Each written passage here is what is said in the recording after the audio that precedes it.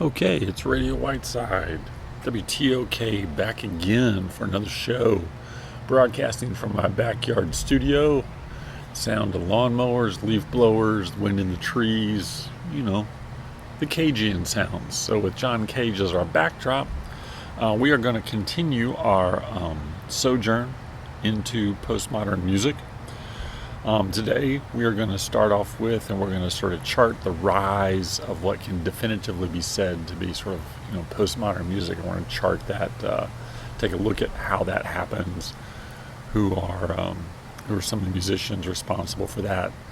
So, and this will start to sound, some of it will sound a little bit more familiar to you, and we'll hear how, what we talked about last show. The rise of individualism, especially in America, the privileging or emphasis put on rhythm, and as well as the emphasis put on popular music styles. And again, still a backdrop is going to be the role of technology. We will do more with technology. We'll talk about it in a whole separate show. Woo, more shows to come. But today we're going to start with Muddy Waters, 1954. Muddy Waters is a blues musician born in Mississippi. Like a lot of blues musicians, born to poor, working class, rural parents, and wants a better life and sees music as the way out. Becomes adept on the guitar.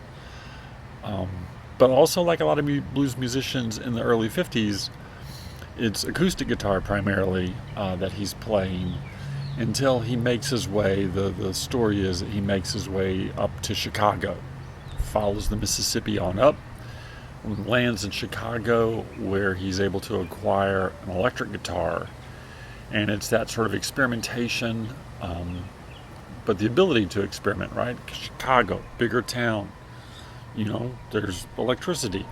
The story goes that his home life, he was without electricity. So he has access to things, and he has access to recording technology, specifically Chess Records. Leonard and Phil Chess, a pair of brothers, New York Jewish brothers that make their way to Chicago and decide that there's money to be made in the rise of what at the time were called race records, gospel and blues, and eventually early rock and roll. And they established a little recording studio in Chicago that becomes incredibly important for the rise of blues and rock and roll. And one of the people who helped put them on the map was Muddy Waters. So we're going to take a listen to Muddy Waters' classic song called Mannish Boy. Song full of boasting, song full of pride, some bragging, and some early riffs. You will hear the birth of rock and roll in this music. So, Mannish Boy, Muddy Waters. Oh, yeah. Oh, yeah. Everything gonna be all right this morning.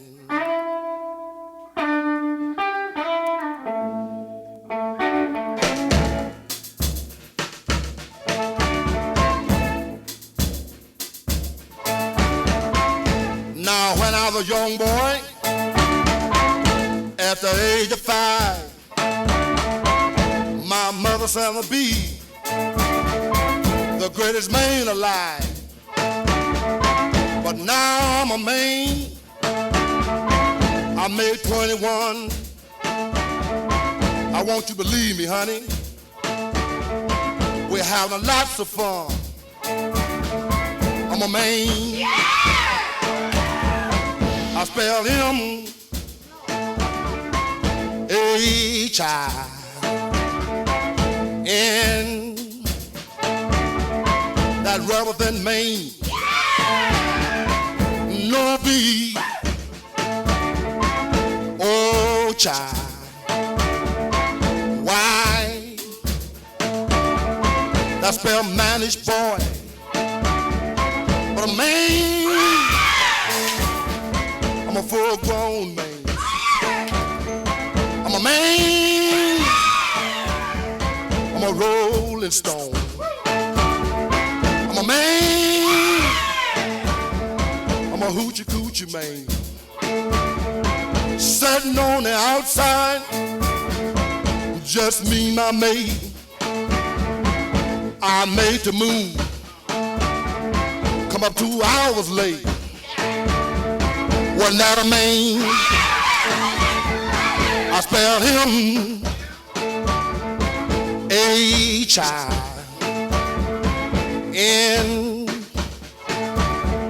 That rather than man. No B. Oh, child.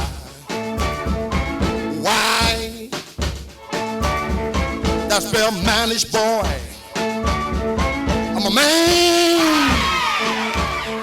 I'm a full-grown man. I'm a man.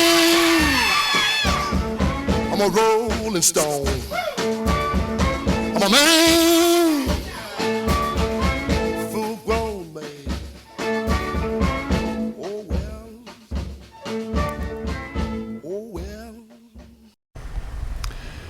If it's Muddy Waters and Chess Records in Chicago that lay the foundation for rock and roll, it's going to be Sam Phillips and Sun Records in Memphis, Tennessee that give us rock and roll. Sun Records, home to Jerry Lee Lewis, Carl Perkins, Johnny Cash, and most importantly, Elvis Presley. Elvis was a young farm boy driving a truck, about 18, 19 years old, wanted to do something nice for his mother. Sam Phillips is running a little hole-in-the-wall recording studio. For a couple of bucks, you can walk in and lay down a couple of songs, and he'll send you out with a little acetate vinyl record. Elvis goes in, sings a couple of ballads for his mom. Sam hears him and thinks the voice is right, but the tempo's all wrong. He brings in a drummer, brings in a bass player, switches the songs around a little bit, gets Elvis to come back, and they lay down 2 tracks that are going to give us everything that you and I love and groove to on the stereo. He's going to have Elvis do a cover of Mama Thornton's Hound Dog, and for us, he's going to have Elvis do a version going to do a song, kind of a bluegrass hillbilly song called Good Rockin' Tonight. But the tempo, the rhythm, and most importantly for us, the amplification are going to lay the template, right? Give us the blueprint for a brand new form of music that's going to revolutionize sound and what we listen to in popular culture, and is going to be the beginnings in a certain way. Well, one of multiple beginnings, I guess, if you've been taking notes along the way, of what we're going to call postmodernist music. A music to be consumed on Friday and Saturday nights when you're dancing, hanging out, having a good time. But most importantly for postmodernism, a music that in fact can be consumed. But you know what? Sometimes the consumption can be pretty enjoyable. Good rockin' tonight, clear the living room, put on the blue suede shoes, and let's get busy out there, listeners. Here we go. Elvis Presley. Well, I heard the news. That's good to rockin' tonight. Well, I heard the news. That's good to rockin' tonight. I'm gonna hold my baby as tight as I can. Tonight she'll know I'm a mighty, mighty man. I heard the news. That's good to rockin' tonight. I say, oh, meet me in a hurry behind the bar. Don't you be afraid that I'll do you no harm. I want you to bring along my rocking shoes, 'cause tonight I'm going to rock away all the blues. I heard the news. There's good to rockin' tonight.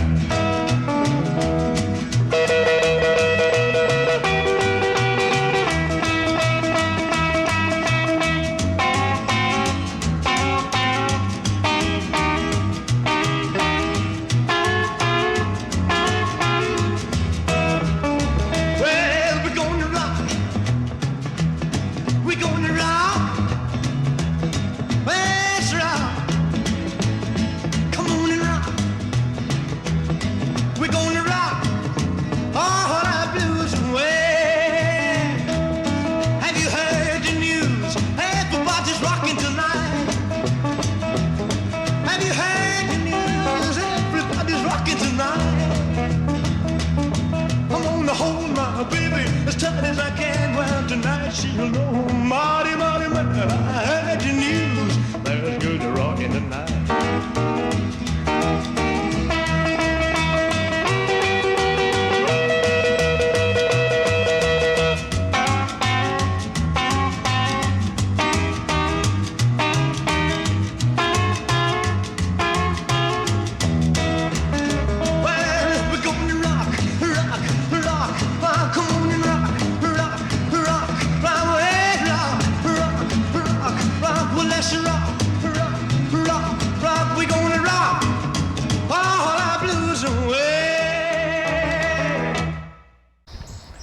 Okay, so if Muddy Waters and Elvis Presley and Carl Perkins and Jerry Lee Lewis and all those people, if they lay the foundation, if they give us the blueprint of rock and roll, in a subtle twist of fate, it's ironic, but it's going to take England to really just bring it home and to give us the form that we're so accustomed to.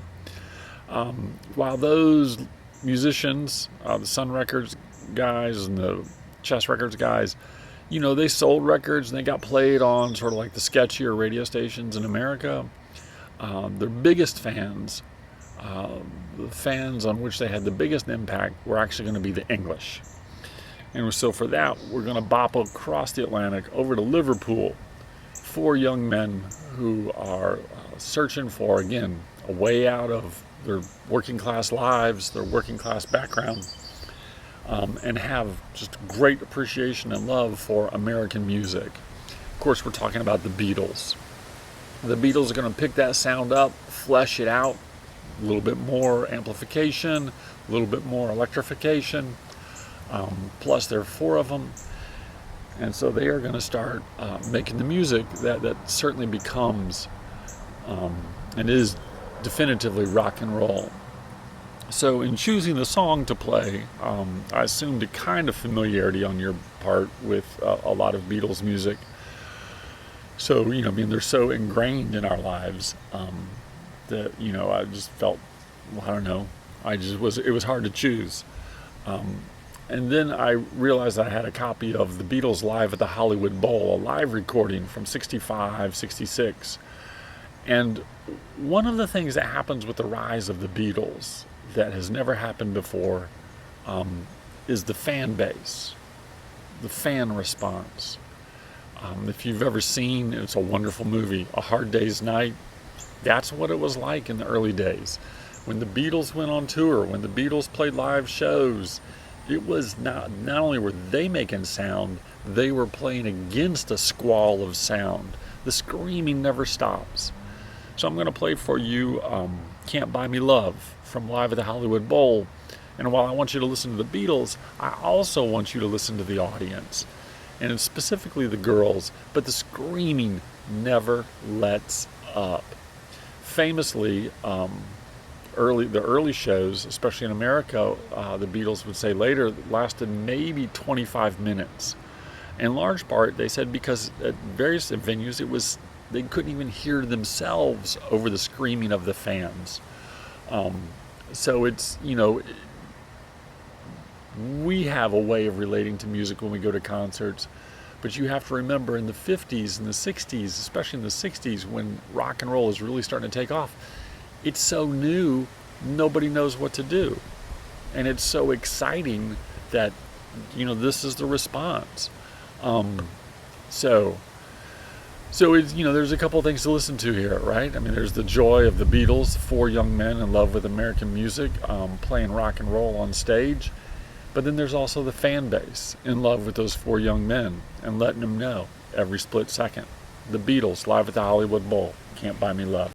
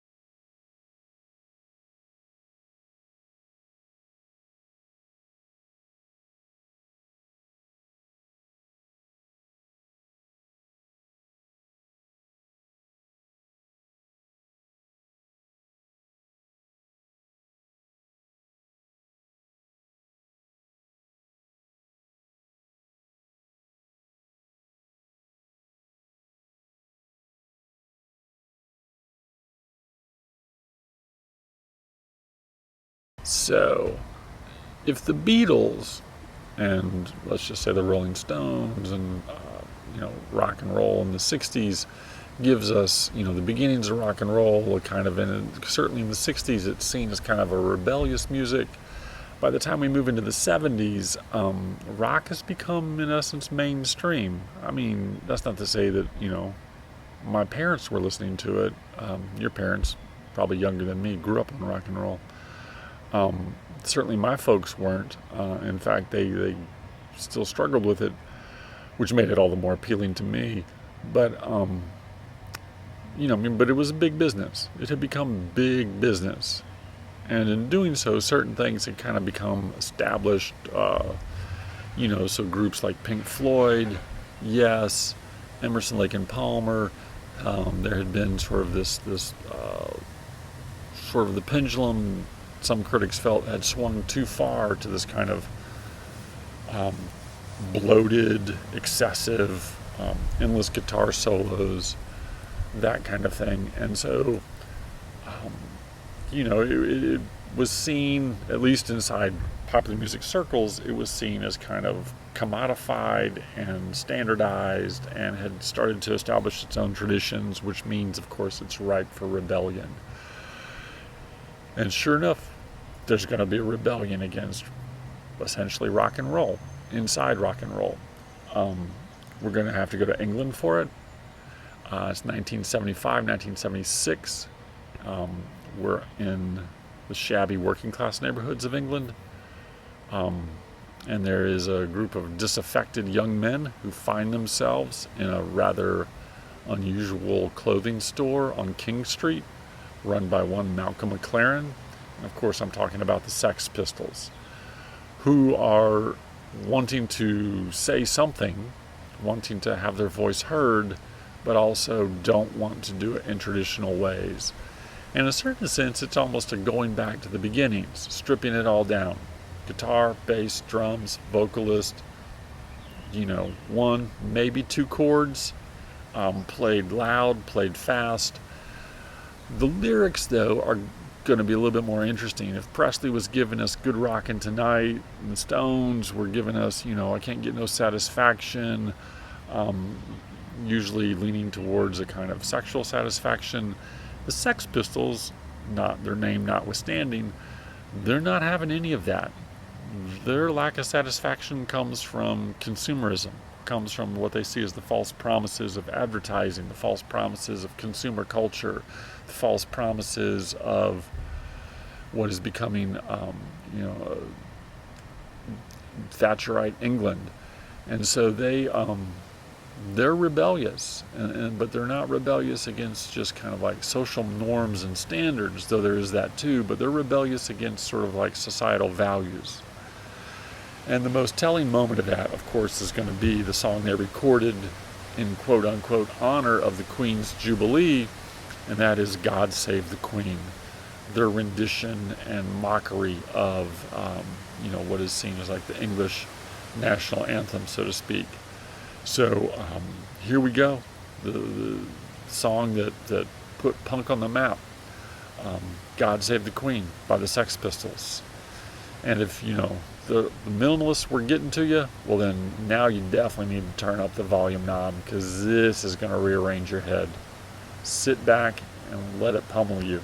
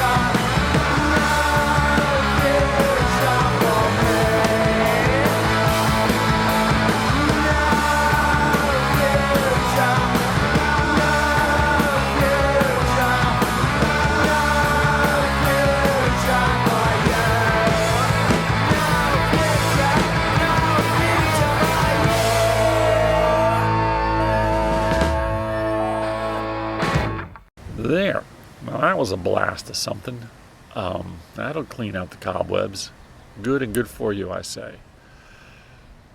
It is said that virtually 1 in 3 English kids that saw the Sex Pistols perform live went home and started a band.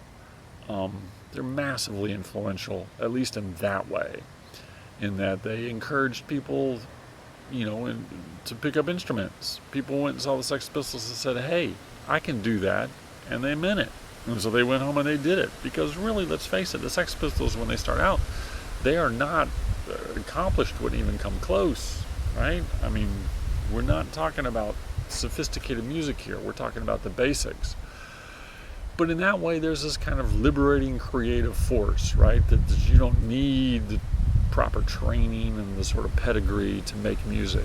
Anybody can pick up a pot, a pan, a banjo, whatever's laying around the house, and do something with it.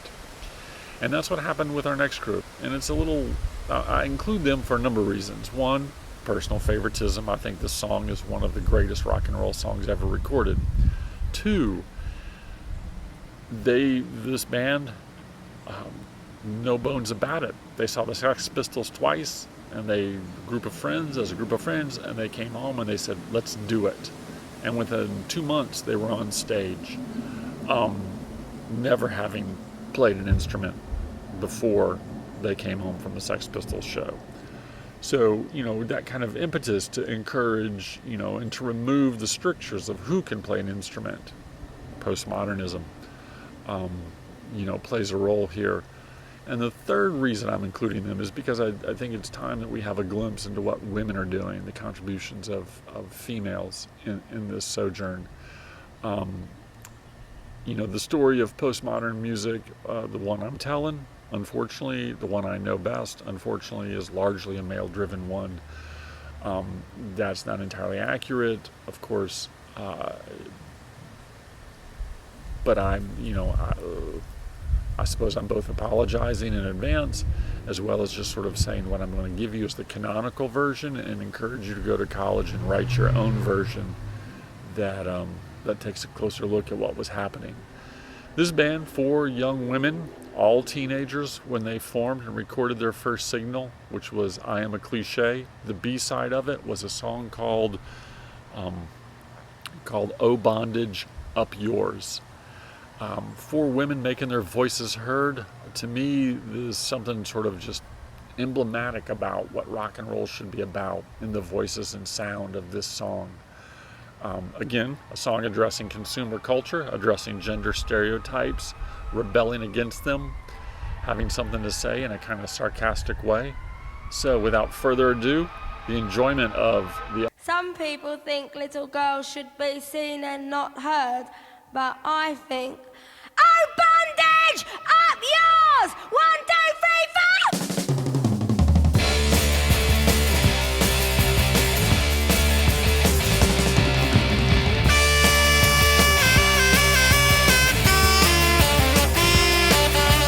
Bondage,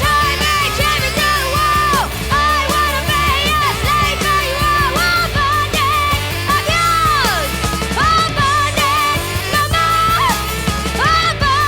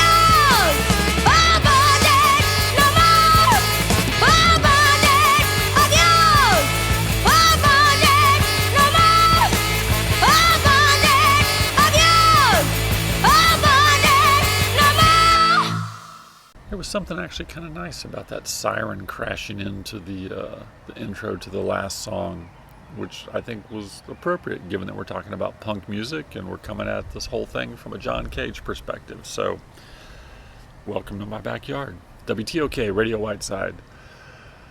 So, if that's what's going on with the white kids, what is happening in the inner city?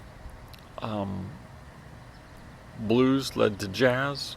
We've got some African American rock and roll that does make a name and record some importance. We've got Jimi Hendrix, we've got Sly and the Family Stone.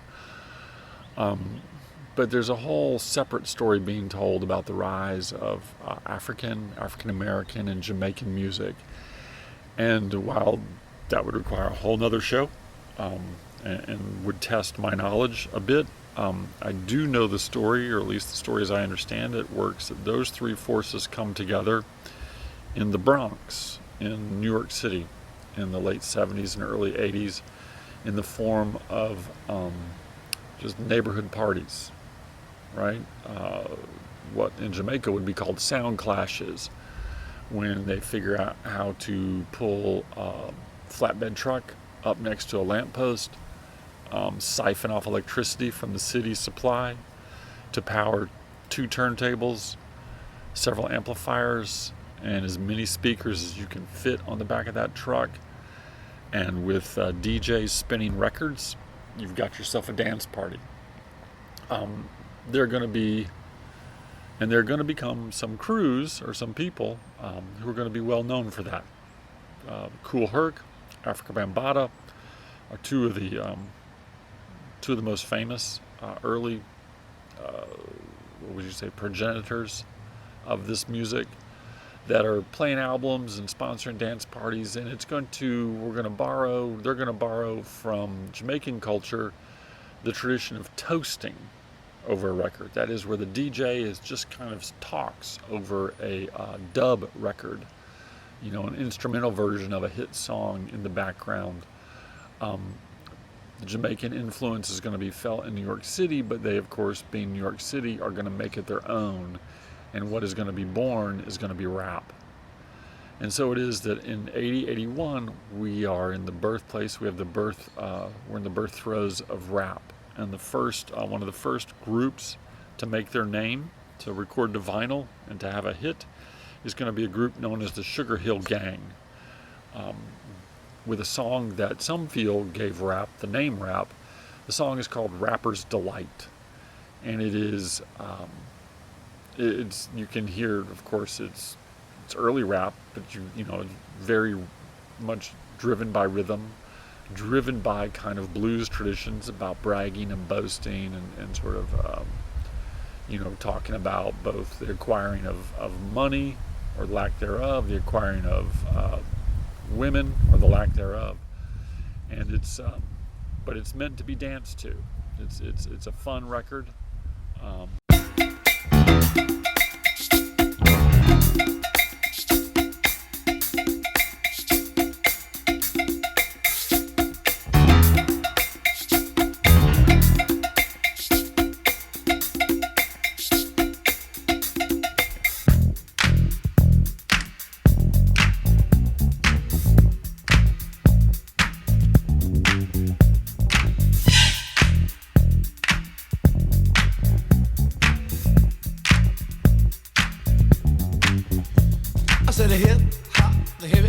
To the hip hop, you don't stop the rocker to the bang bang boogie. Say up jump the boogie to the rhythm of the boogie to beat. Now what you hear is not a test. I'm rapping to the beat, and me, the groove, and my friends are gonna try to move your feet. You see, I am Wonder Mike, and I like to say hello to the black, to the white, the red, and the brown, and the purple and yellow. But first I gotta bang bang the boogie to the boogie. Say up jump the boogie to the bang bang boogie. Let's rock. You don't stop, rock the rhythm that'll make your body rock. Well, so far you've heard my voice, but I brought 2 friends along. And next on the mic is my man Hank. Come on, Hank, sing that song. Check it out, I'm the CASN, the OVA, and the rest is FLY. You see, I go by the code of the doctor of the mix, and these reasons I'll tell you why. You see, I'm 6'1" and I'm tons of fun, and I dress to a T. You see, I got more clothes than Muhammad Ali, and I dress so viciously. I got bodyguards, I got 2 big guns that definitely ain't the whack. I got a Lincoln Continental and a sunroof Cadillac. So after school, I take a dip in the pool, which is really on the wall. I got a color TV so I can see the Knicks play basketball. Him and talking my checkbook, cause it costs more money than a sucker could ever spend. But I wouldn't give a sucker or a bum from the rock and not a dime till I made it again. Everybody go, hotel, motel, what you gonna do today? Is I'm gonna get a fly girl, gonna get some spank and drive off in a death OJ. Everybody go, hotel, motel, holiday inn. You see, if your girl starts acting up, then you take her friend. I'm Master G, my mellow is on you, so what you gonna do? Well, it's on and on and on and on and on. The beat don't stop until the break of dawn. I said a M-A-S, a T-E-R, a G with a double E. I said I go by the unforgettable name of the man they call a Master G. Well, my name is known all over the world by all the foxy ladies and the pretty girls. I'm going down in history as the baddest rapper that ever could be. Now I'm feeling the highs and you're feeling the lows. The beat starts getting into your toe. You start popping your fingers and stomping your feet and moving your body while you're sitting and you're sitting. Then damn, you start doing the freak. I said bam, right out of your seat. Then you throw your hands high in the air. You rock it to the rhythm, shake your dairy air. You rock it to the beat without a care. Cruise the short shot MCs for the affair. Now I'm not as tall as the rest of the gang, but I rap to the beat just the same. I got a little face and a pair of rhyme eyes. All I'm here to do, ladies, is hypnotize. Sing it on and on and on and on and on. The beat don't stop until the break of dawn. I sing it on and on and on and on and on like a hot butter. The pop, give it, pop, the pop, pop. You don't dare stop or come alive, yo. Give me what you got. I guess by now you can take a hunch and find that I am the baby of the bunch, but that's okay. I still keep in stride, cause all I'm here to do is just a wiggle your behind. Sing it on and on and on and on. The beat don't stop until the break of dawn. I sing it on and on and on and on and on. Rock, yo. Throw it on the floor. I'm gonna freak you here, I'm gonna freak you there. I'm gonna move you out of this atmosphere, cause I'm one of a kind and I'll shock your mind. I put the jiggles in your behind. I say the 1, 2, 3, 4, come on, girls, get on the floor, come alive, yo, give me what you got, cause I'm guaranteed to make you rock. I said 1, 2, 3, 4, tell me one, the mic, what are you waiting for? To the hip, hop, the hippie to the hippie, the hip, hip, the hopper, you don't stop, rock it to the bang, bang, the boogie, say up, jump the boogie to the rhythm of the boogie beat. Well, skittle bebop, we rock a Scooby-Doo, and guess what, America, we love you, cause you rock in a roll with us so much so, you can rock till you're 101 years old. I don't mean to brag, I don't mean to boast, but we like hot butter on a breakfast toast. Rock it out, a baby bubba to the boogie, then bang bang, the boogie to the beat. Beat is so unique. Come on, everybody, and dance to the beat.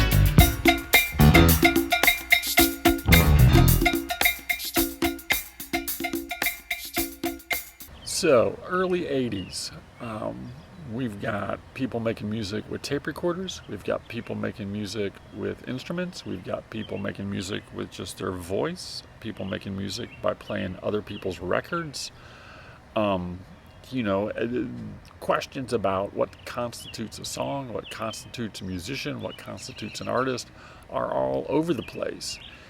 And for some people, while that can be disconcerting, for other people in the early 80s, it was incredibly liberating. It was a chance to sort of explore, you had an idea, you could run with it, and to see what would come about with that. One person who took advantage of that was a young artist by the name of Laurie Anderson, trained as a painter, but also with violin and a little bit of composition training in her background.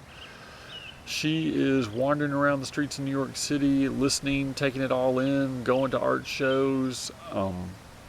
Philip Glass, Steve Reich, all cross paths with a young Laurie Anderson at some point.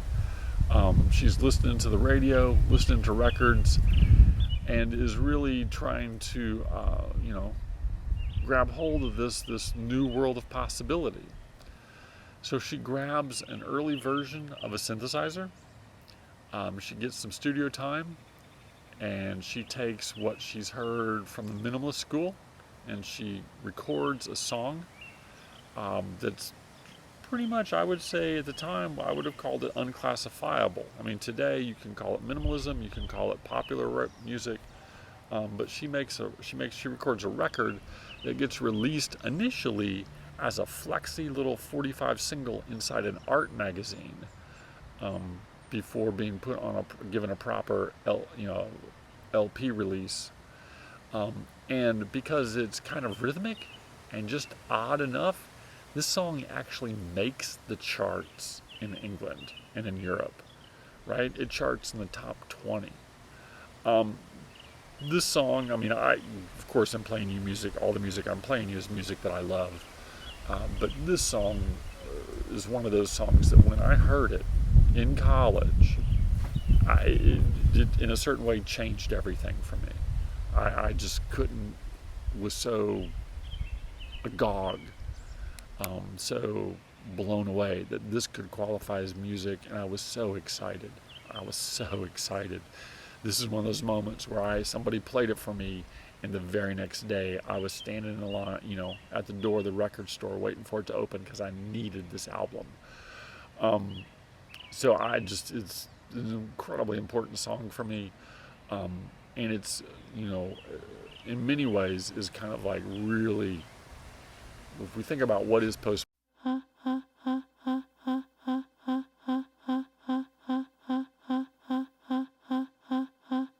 Oh, Superman.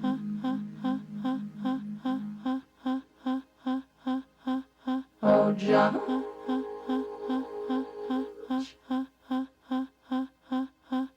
Oh, Mom and Dad. Mom and Dad.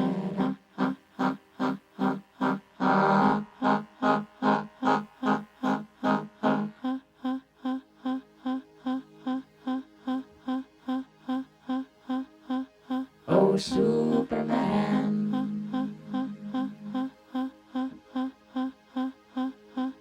Oh, John.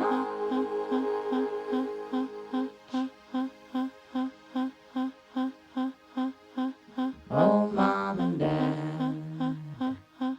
Mom and Dad.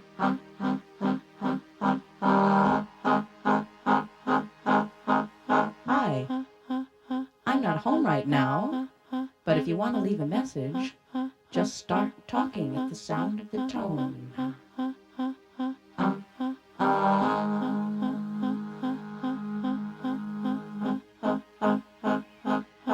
Hello?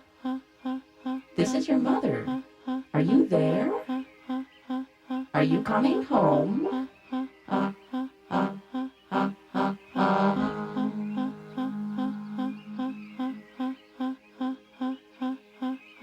Hello? Is anybody home?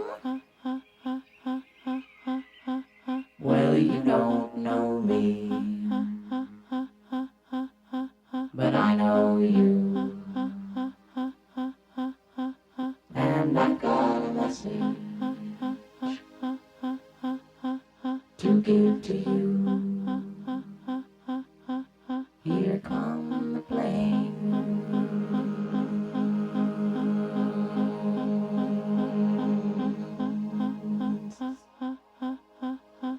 So you better get ready, ready to go.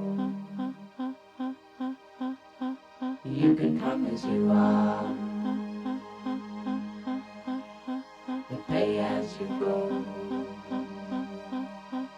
Pay as you go.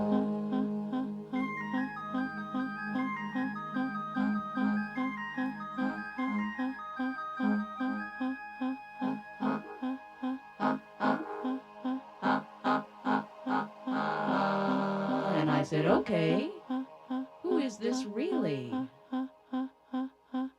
And the voice said, this is the hand that takes.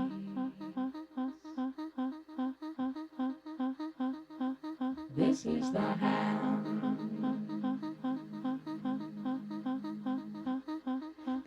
that takes.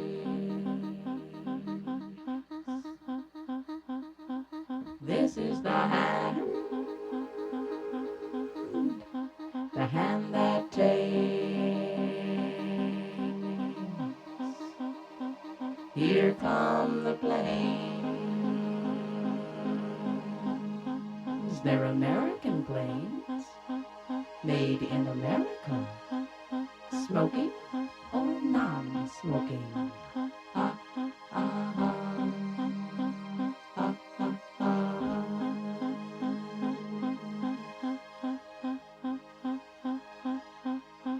And the voice said, neither snow nor rain, nor blue night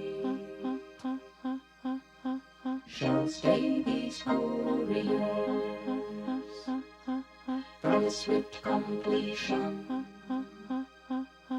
of their appointed round.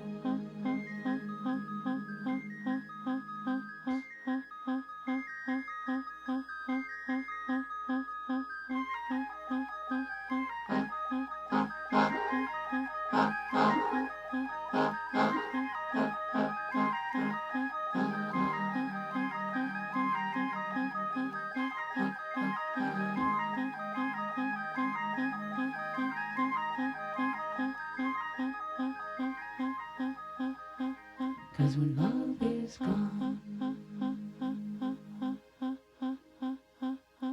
there's always justice.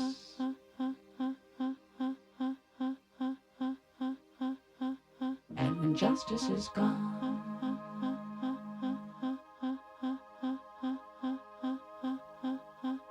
there's always force.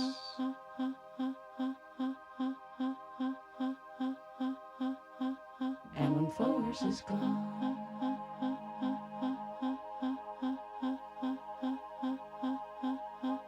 there's always mom. Hi, mom.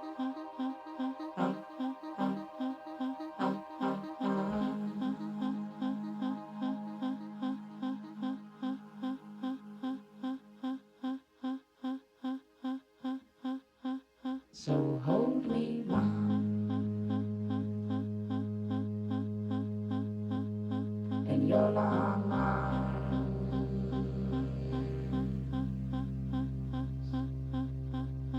So hold me, mom, in your long arms.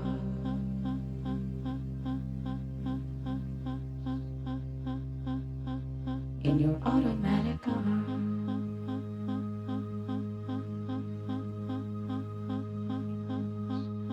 Your electronic arms. In your arms.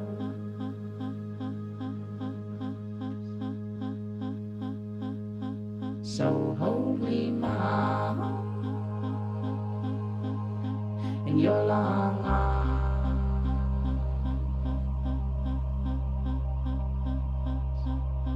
Your petrochemical arms.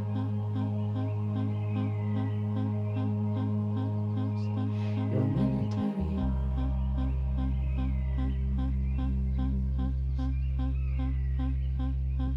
In your electronic arms.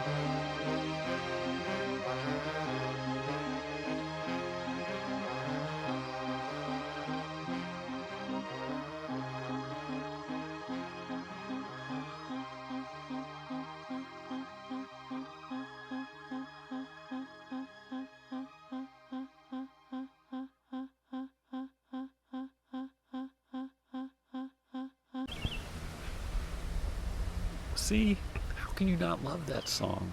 It was amazing.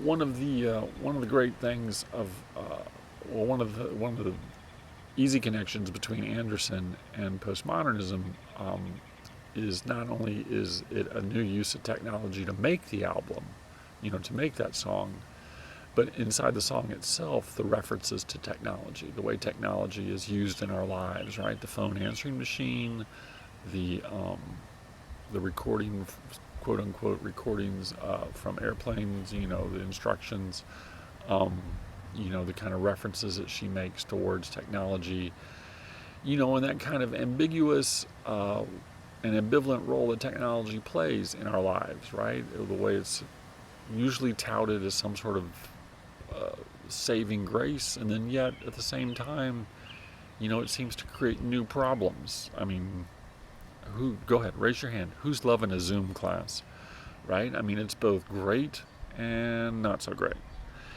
And so it's, it highlights that ambiguous relationship that we have with technology, which, postmodernism sort of very decidedly pointing towards that.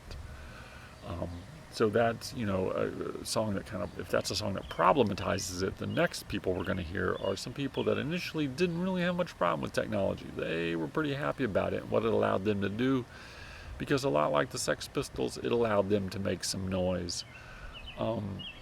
If Sugar Hill Gang gave us Rapper's Delight and the use of other people's albums to make music, it's music that is privileging the vocal styling of the rapper.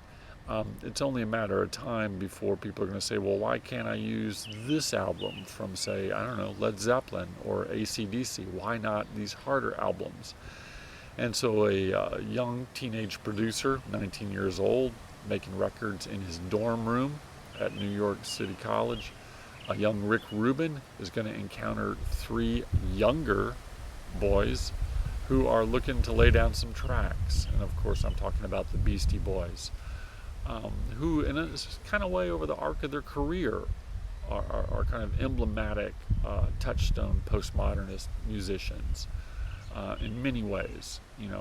There's if you got some time to kill and you have Apple TV, it's worth looking at the Beastie Boys documentary that was just released on April 24th.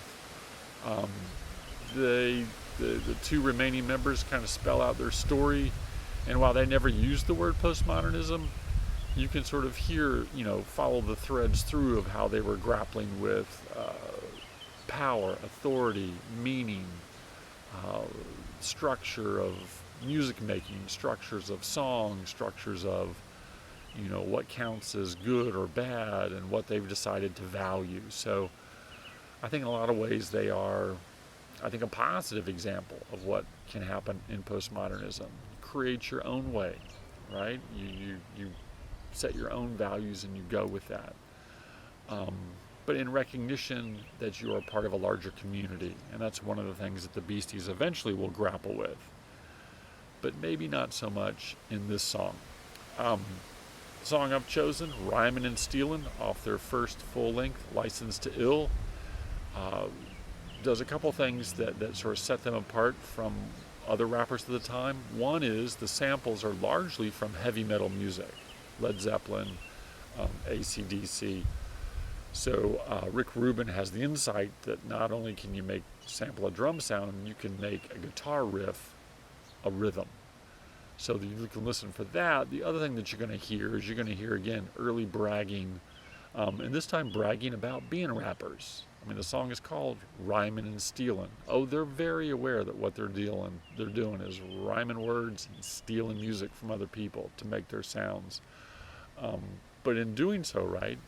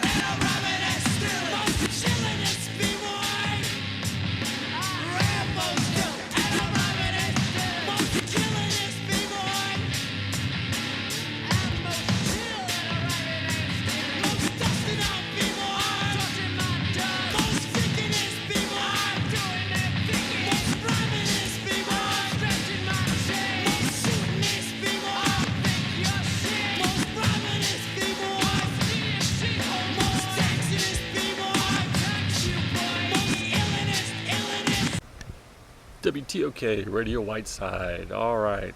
We're drawing to a close here on our Rise of Postmodernist Music show.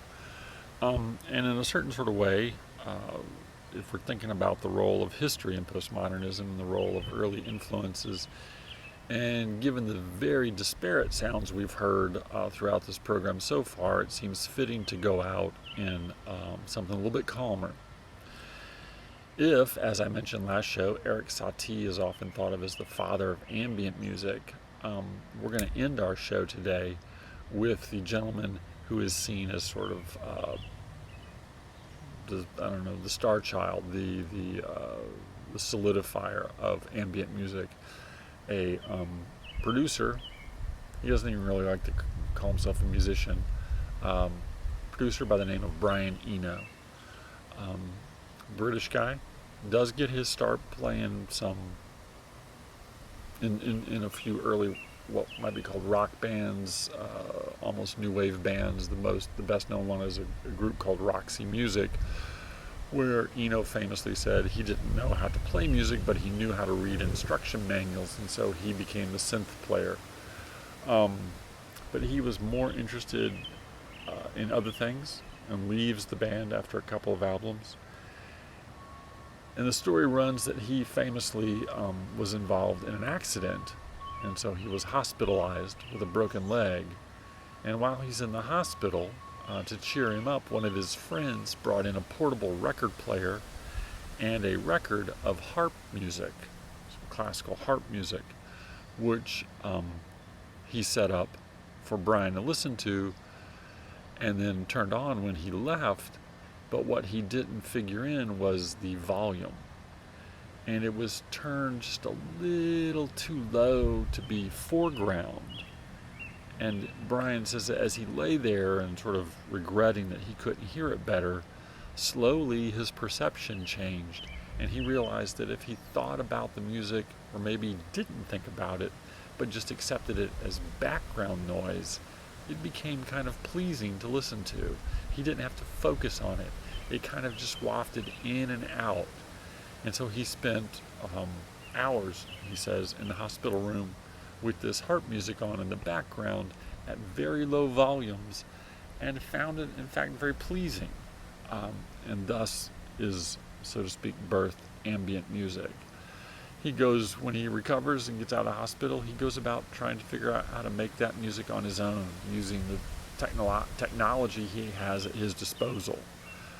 And so there are a series of albums, starting with Another Green World, Before and After Science, Taking of Tiger Mountain, and then eventually getting to Apollos and Fourth World Musics, that he is going to perfect this style of music that he doesn't really intend to be, the kind of stuff you'd perform at concert, but rather the stuff that you would play while you're maybe doing dishes or cooking dinner or sitting on the sofa reading a book. So I'm going to leave you with a Brian Eno piece. See, which one do I have? Dunwich Beach is the name of this piece. So sit back, a nice mellow end to our show together. So sit back, just sort of enjoy it, maybe put it on repeat and see how it feels. Wear this piece around the house for a while. So thank you for listening so much. I appreciate it. Next episode is going to be about music and technology. We're going to dive a little bit deeper into what these postmodern artists are doing, explore some of that a little bit, because it's fun, because it's interesting, because it's some stuff I think you need to know. So thanks again. Continue to be safe, social distance, be mindful.